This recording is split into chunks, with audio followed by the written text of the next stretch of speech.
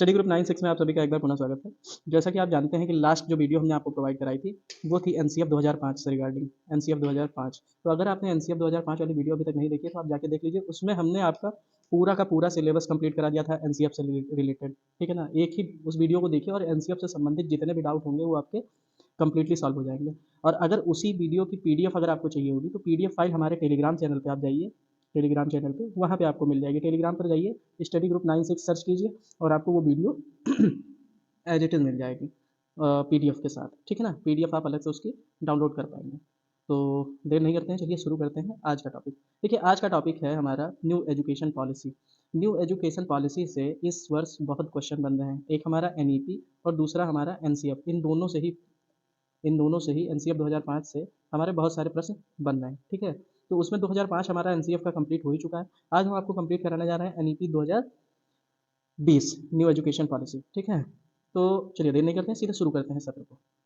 अच्छा, इसमें मैं आपको पूरी की पूरी थियोरी और कुछ महत्वपूर्ण नोट्स के साथ पढ़ाऊँगा, ठीक है? तो इसमें आपको कोई ऑब्जेक्टिव क्वेश्चन नहीं मिलेगा, पूरी की पूरी डिटेलिंग लेकिन मिलेगी, ठीक? चलिए शुरू करते हैं। तो देखिए, पहला कुछ तथ्य हम देख लेते हैं सबसे पहले एनईपी 2020 के संबंध में या उससे पूर्व के संबंध में। तो देखिए, इससे पहले एनईपी 2020 से पहले जो राष्ट्रीय शिक्षा नीति आई थी, वो आई थी 1986 में। कब आई थी? 1986 में, जिसका एक बार संशोधन भी किया गया था। कब? 1992 में, ठीक है ना? तो अगर प्रश्न आए कि 2020 से पहले कि जो पॉलिसी थी, एजुकेशन पॉलिसी, वो कौन सी चल रही थी, वो 1986 की चल रही थी और जिसमें संशोधन किया गया था 1992 में। अगला तथ्य हमारा क्या कह रहा है कि वर्तमान नीति अंतरिक्ष वैज्ञानिक के कस्तूरी रंगन। अब जब आए कि किसकी अध्यक्षता में एनईपी 2020 आया, तो के कस्तूरी रंगन, ठीक है ना? जो कि अपने अंतरिक्ष वैज्ञानिक हैं। कौन है? अंतरिक्ष वैज्ञानिक, ठीक। अगला, नई राष्ट्रीय शिक्षा नीति जो है 2020, उसके तहत 2020 तक सकल नामांकन अनुपात यानी ग्रास इनरोलमेंट रेशियो, ठीक है ना, को 100%। कहने का मतलब है कि बच्चे जितने हैं उन सभी को 100% स्कूल तक लेके आया जाए, स्कूल तक, ठीक है? यानी इनरोलमेंट 100% हो। नेक्स्ट है, नई शिक्षा नीति के अंतर्गत केंद्र व राज्य सरकार के सहयोग से शिक्षा के क्षेत्र पर जीडीपी के 6% सार्वजनिक व्यय का लक्ष्य रखा गया। यानी सेंट्रल सेंट्रल सेंट्रल गवर्नमेंट और स्टेट, ये दोनों मिला के जीडीपी का 6% हिस्सा खर्च करेंगे। कितना? 6% हिस्सा आपके नई शिक्षा नीति के अनुसार शिक्षा के क्षेत्र में खर्च करेंगे, ठीक है? अगला देखते हैं, कह रहा है नई शिक्षा नीति की घोषणा के साथ ही, अब ये महत्वपूर्ण है कि जब जैसे ही नई शिक्षा नीति की घोषणा हुई, तो मानव संसाधन मंत्रालय का नाम बदल दिया गया और क्या कर दिया गया? शिक्षा मंत्रालय कर दिया गया। ये बहुत इंपॉर्टेंट है, याद रखिएगा। नई शिक्षा नीति के अंतर्गत मानव संसाधन मंत्रालय को नाम में परिवर्तन करके शिक्षा मंत्रालय कर दिया गया। ये इंपॉर्टेंट है, इसको नोट कर लीजिएगा, ठीक। बढ़ते हैं अगला। देखिए, कुछ नई शिक्षा नीति के बिंदु थे, ठीक है ना? उन्हीं बिंदु पे आगे बढ़ाया गया। अब मुख्य बिंदु क्या थे? जैसे स्कूली संबंधित शिक्षा के जो प्रावधान थे, नई शिक्षा नीति में क्या किया गया? 5 3 और 4 के डिजाइन वाले शैक्षणिक संरचना का प्रस्ताव दिया गया, जिसमें क्या था कि 3 से 18 वर्ष वाले बच्चों को शामिल किया गया, ठीक है? 5 वर्ष की फाउंडेशनल स्टेज होगी। कितनी? 5 वर्ष की फाउंडेशनल स्टेज 5 वर्ष की। फिर उसके बाद 3 साल का प्री प्राइमरी स्टेज, 3 साल का ये वाला प्री प्राइमरी स्टेज। उसके बाद आपका ग्रेड 1 और 2 आएगा। उसके बाद क्या आएगा? ग्रेड 1 और 2। तो पहले देखिए, 5 वर्ष का फाउंडेशनल स्टेज, उसके बाद 3 वर्ष, 3 वर्ष में आपका आएगा प्री प्राइमरी, और उसके बाद क्या आएगा? ग्रेड 1 और 2, 1 और 2, ठीक है? तो 5 3 3 और 4 के नीति में ये चलेगी। अगला क्या है? कह रहा है 3 वर्ष का प्रिपरेटरी स्टेज आएगा। 3 वर्ष का क्या आएगा? Preparatory stage. इसमें 3 वर्ष की मध्य उच्च प्राथमिक शिक्षा आएगी, जिसमें आपका कक्षा 6 7 और 8 चयन किया जाएगा। फिर उसके बाद आएगी 4 वर्ष की उच्च प्राथमिक चरण। 4 वर्ष की उच्च प्राथमिक चरण जो आएगी, उसमें आपका क्लास 9, क्लास 10, क्लास 11 और कक्षा 12 को चयनित किया जाएगा, ठीक है? बढ़ते हैं अगली ओर। अगला हमारा देखिए क्या कह रहा है। कह रहा है अब ये चूंकि हायर शिक्षा से है, लेकिन फिर भी इसको कुछ टर्म्स ले लिए हैं, बेसिक सा, बस इसमें और कुछ है नहीं। कि एनईपी 2020 में एचएसआरओ जो है, उसके द्वारा बुनियादी साक्षरता और संज्ञानात्मक ज्ञान पर एक राष्ट्रीय मिशन की स्थापना का प्रस्ताव किया गया, ठीक है? और इसमें 2025 तक कक्षा 3 तक के स्तर के लिए बच्चों के लिए आधारभूत कौशल सुनिश्चित किया जाएगा। कक्षा 3 तक के स्तर के बच्चों के लिए आधारभूत इस कौशल सुनिश्चित किया जाएगा, ठीक। बढ़ते हैं अगला। अगला है भाषाई विविधता, ठीक है? अब देखिए, एनईपी 2020 साफ साफ कहता है कि कक्षा 5 तक की शिक्षा मातृभाषा या स्थानीय या क्षेत्रीय भाषा में अध्ययन कराने पर बल दिया जाएगा, ठीक है? फिर उसके बाद इस नीति में क्या है, मातृभाषा को कक्षा 8 और आगे की शिक्षा के लिए प्राथमिकता देने का भी सुझाव दिया गया है। नेक्स्ट कह रहा है स्कूली और उच्च शिक्षा में छात्रों के लिए संस्कृत और अन्य प्राचीन भारतीय भाषाओं का विकल्प उपलब्ध होगा, परंतु छात्र पर भाषा चुनने की कोई दबाव नहीं होगा। भाषा चुनने के लिए कोई दबाव नहीं होगा, बच्चा जो चाहे अपने मन से भाषा चुन सकता है। ठीक, बढ़ते हैं अगला। अगला हमारा कह रहा है कि शारीरिक शिक्षा। अब देखिए विद्यालय में सभी स्तरों पर क्या होगी, छात्रों को जैसे बागवानी, नियमित रूप से खेलकूद, योग हो गया, नृत्य हो गया, मार्शल आर्ट, इन सभी चीज़ों को उन स्थानीय उपलब्धता के हिसाब से उनको प्रदान की जाएगी। ठीक है ना, जिससे बच्चे क्या कर पाएँ, शारीरिक गतिविधियों एवं व्यायाम वगैरह में भाग ले पाएँ। अगला अगला है हमारा कि पाठ्यक्रम में मूल्यांकन संबंधी सुधार कैसे हुए। देखिए इस नीति में क्या किया गया कि कला, विज्ञान, व्यावसायिक, शैक्षणिक विषयों एवं पाठ्यक्रम और पाठ्येतर गतिविधियों के बीच अंतर बहुत ज़्यादा नहीं होगा। जैसे अभी तक देखिए साइंस विज्ञान वर्ग हो गया, कला वर्ग हो गया या और अन्य जितने वर्ग आते हैं, इन लोगों में क्या होता है, बहुत अधिक अंतर हो जाता है पाठ्य के हिसाब से, पाठ्येतर। ठीक है, तो इस अंतर को कम किया जाएगा। ठीक, कक्षा 6 से ही शैक्षणिक या शैक्षिक पाठ्यक्रम में व्यावसायिक शिक्षा ठीक है को शामिल कर दिया जाएगा, जिसमें इंटर्नशिप की व्यवस्था भी की जाएगी। ठीक है, अब ध्यान देखिए ये बहुत इंपॉर्टेंट कि कक्षा 6 से ही क्या किया जाएगा, इंटर्नशिप बच्चों को कराई जाएगी और इसमें व्यावसायिक शिक्षा को शामिल कर लिया जाएगा। अब देखिए राष्ट्रीय शैक्षिक अनुसंधान और प्रशिक्षण परिषद, जिसको हम लोग कहते हैं NCERT, ठीक है ना, national council of educational research and training, इन्होंने क्या किया, इनके द्वारा राष्ट्रीय शिक्षा के लिए पाठ्यक्रम की रूपरेखा यानी NCF की तैयारी की जाएगी। ये भी बोला गया किसमें, NEP 2020 में। अगला बढ़ते हैं। देखिए इसमें जो मुख्य और थे बिंदु, वो क्या थे कि छात्रों के समग्र विकास को लक्ष्य, ठीक है, छात्रों के समग्र विकास को लक्ष्य के रूप में ध्यान में रखना है और कक्षा 10-12 की परीक्षाओं में बदलाव किया जाएगा। ठीक, इसमें भविष्य में क्या होगा, सेमेस्टर प्रणाली, ध्यान से देखिए, सेमेस्टर या बहुविकल्पीय प्रश्न आदि जैसे सुधारों को भी शामिल किया जाएगा या किया जा सकता है। नेक्स्ट, छात्रों की प्रगति के मूल्यांकन के लिए मानक निर्धारक निकाय के रूप में परख नाम का एक राष्ट्रीय आकलन केंद्र की स्थापना की जाएगी। किस नाम का, परख। अब ये सब टर्म्स इंपॉर्टेंट हैं। नेक्स्ट, छात्रों की प्रगति के मूल्यांकन तथा उनके अपने भविष्य से जुड़े निर्णय लेने में सहायता प्रदान करने के लिए आर्टिफिशियल इंटेलिजेंस आधारित सॉफ्टवेयर का भी प्रयोग किया जाएगा। अब देखिए न्यू एजुकेशन पॉलिसी में मॉडर्नाइजेशन को मैक्सिमम बढ़ावा किए जाने पर जोर दिया गया है, और क्या किए जाने पर जोर दिया गया है कि करिकुलम को कम किया जाए। ठीक है ना, बहुत ज़्यादा किताबें रटने से ही ज्ञान का संचय नहीं होगा, इसलिए उसको प्रैक्टिकली बनाने का प्रयास किया गया है। अगला है शिक्षण व्यवस्था से संबंधित कौन कौन सा सुधार हुआ। देखिए पहला क्या है कि शिक्षकों की नियुक्ति में प्रभावी और पारदर्शी प्रक्रिया का पालन किया जाए। ठीक है, और प्रदर्शन आकलन के आधार पर पदोन्नति हो। ये किसने कहा, NEP। प्रमोशन जो ऐसे ही हो जाता है वो ऐसे ही ना होके क्या हो, प्रदर्शन पर, उनका प्रदर्शन के पहले छात्र जितने भी आपके शिक्षक हैं उनके प्रदर्शन को आकलित किया जाए, फिर उसके हिसाब से प्रमोशन बनाया जाए। नेक्स्ट कह रहे हैं कि राष्ट्रीय अध्यापक शिक्षा परिषद के द्वारा 2022 तक शिक्षकों के लिए राष्ट्रीय व्यावसायिक मानक, ठीक है ना, national professional standards for teacher NPST का विकास किया जाए।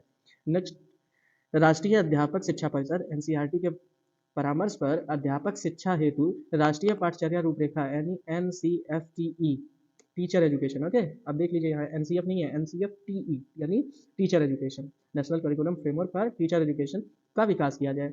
फिर है 2030 तक अध्यापन के लिए न्यूनतम डिग्री की योग्यता 4 वर्षीय एकीकृत B.Ed डिग्री का होना अनिवार्य किया जाएगा। ठीक है, अब देख लीजिए 2030 तक अध्यापन के लिए, 2030 तक अध्यापन के लिए न्यूनतम डिग्री योग्यता जो होगी वो क्या होगी, 4 वर्षीय B.Ed की डिग्री का होना। ठीक, अब ये सब महत्वपूर्ण है। ठीक है ना। नेक्स्ट कह रहे हैं उच्च शिक्षा संबंधी कुछ प्रावधान किए गए थे, ये आपके बहुत कार्य के तो नहीं है लेकिन फिर भी आप देख लीजिए। ठीक, NEP 2020 में उच्च शिक्षण संस्थानों में सकल नामांकन अनुपात, वही ग्रास एनरोलमेंट रेशियो 26.3% जो वर्ष 2018 से बढ़ाकर 50% तक करने का एक लक्ष्य रखा गया है। साथ ही देश में अलग अलग उच्च शिक्षण संस्थाओं में 3.5 करोड़ नई सीटें जोड़ी जाएंगी।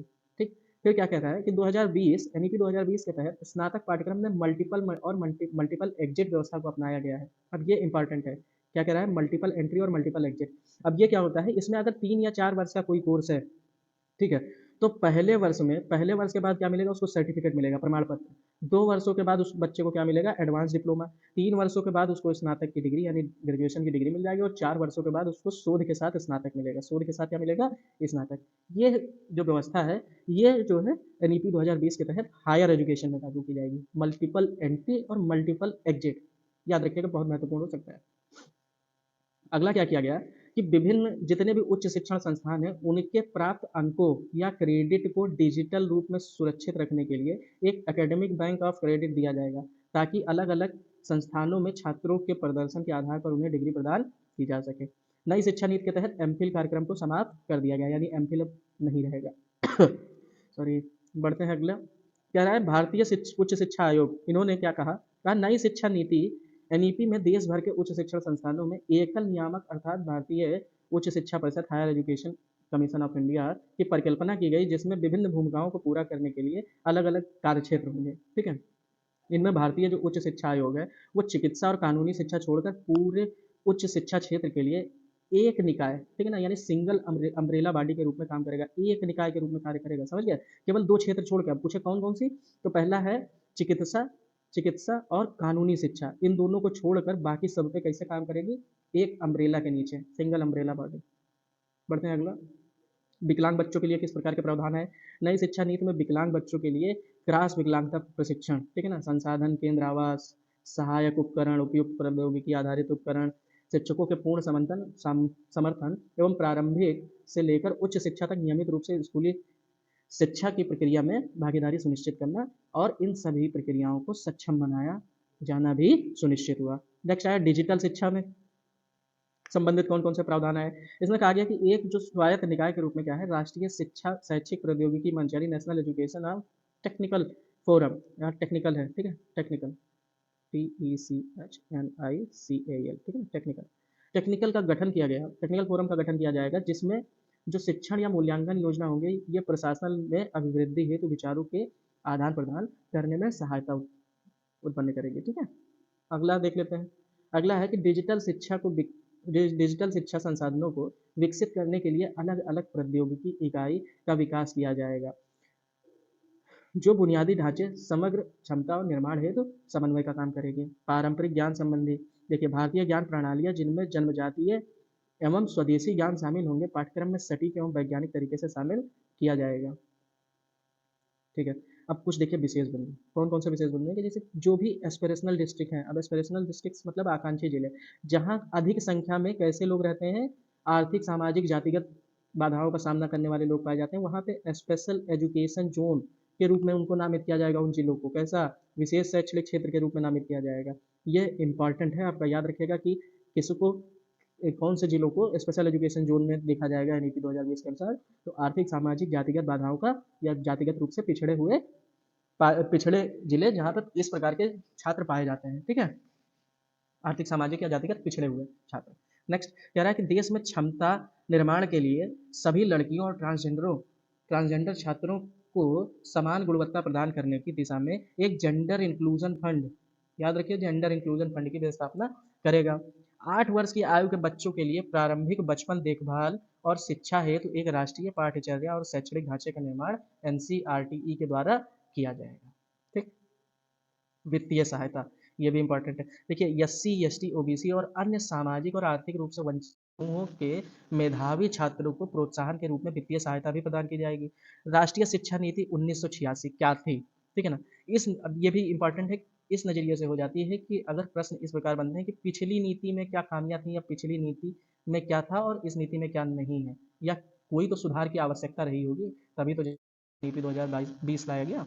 ठीक है, तो देखिए क्या था पिछली नीति में, देखिए इस नीति का जो उद्देश्य था वो क्या था, असमानताएं जो थी उनको दूर करने के लिए विशेष रूप से भारतीय महिलाओं, अनुसूचित जाति जनजातियों और अनुसूचित जाति समुदाय के लिए शैक्षिक अवसर की बराबरी करने पर विशेष जोर देना था। ठीक है ना, ये जो 1986 में हमारी शिक्षा नीति थी, इसी नीति के तहत प्राथमिक स्कूलों को बेहतर बनाने के लिए ऑपरेशन ब्लैक बोर्ड लॉन्च किया गया था। ये तो कई बार आपके प्रश्नों में दौड़ चुका है ऑपरेशन ब्लैक बोर्ड, तो ये कब आया था 1986 में।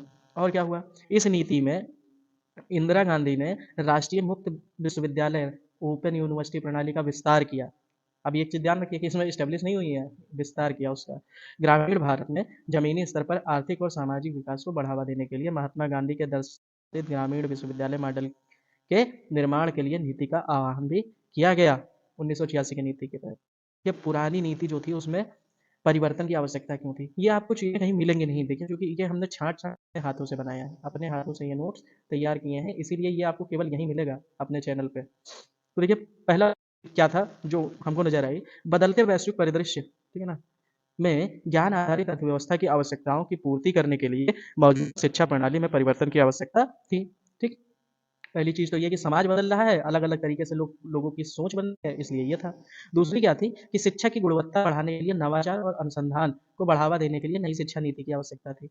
अभी क्या है, कुछ 3 चीज़ें बहुत कम निकलने को मिल रही थी, ठीक है ना? इसलिए गुणवत्ता बढ़ाना और नवाचार और अनुसंधान को बढ़ावा देने के लिए नई शिक्षा नीति की आवश्यकता थी। और सबसे लास्ट में क्या है कि जो भारतीय शिक्षा व्यवस्था थी, उसकी वैश्विक स्तर पर पहुँच सुनिश्चित करने के लिए क्या किया गया? शि शिक्षा के वैश्विक मानकों को अपनाने के लिए शिक्षा नीति में परिवर्तन की आवश्यकता थी। ठीक है?